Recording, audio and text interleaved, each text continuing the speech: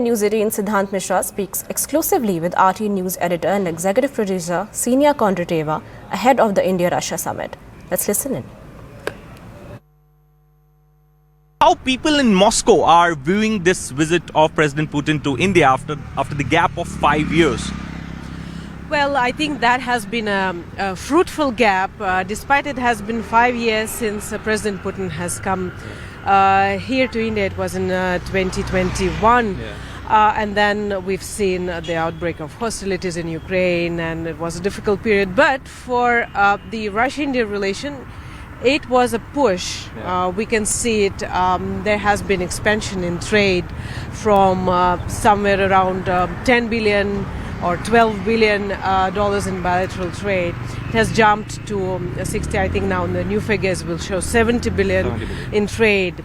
Last year, actually, Prime Minister Narendra Modi has come to Moscow. They had a bilateral summit, and they have agreed to, they have set a target actually for 100 billion for bilateral trade, but experts are now saying that we are actually on the way to cross this target much earlier.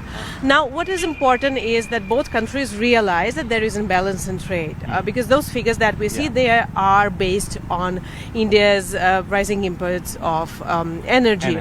But largely in favor of Russia. It is in favor of Russia, and there is full acknowledgement of that. And both countries have been working on how to diversify this trade.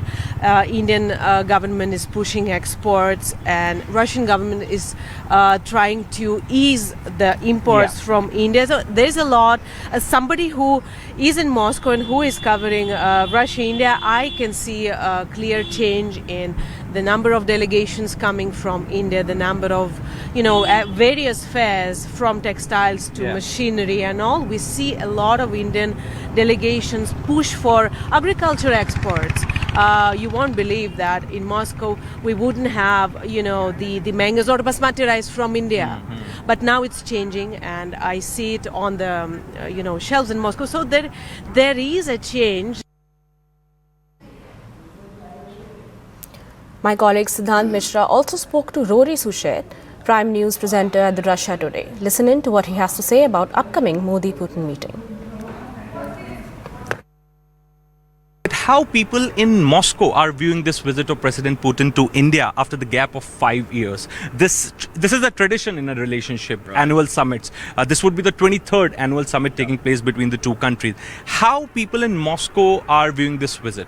I think people in Moscow, and I think across the entire Russian Federation in general, view this visit very much in the same light that Vladimir Putin does. Yeah. Vladimir Putin refers to Prime Minister Narendra Modi as my dear friend. Yeah. And Modi has referred to Putin and Russia as an all-weather ally and a trusted friend as well. Yeah. So there is not just a friendship here, but there's a strategic partnership as well. I think the general consensus in Russia is very, very positive regarding the friendship and strategic partnership shared between two of some of the biggest members now of the multipolar world, BRICS members as well, who have forged their place on the global stage today.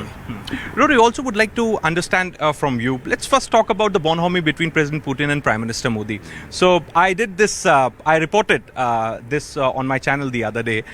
It was Prime Minister Modi's birthday. So several world leaders called him, sent message, extending congratulations and wishing him happy birthday.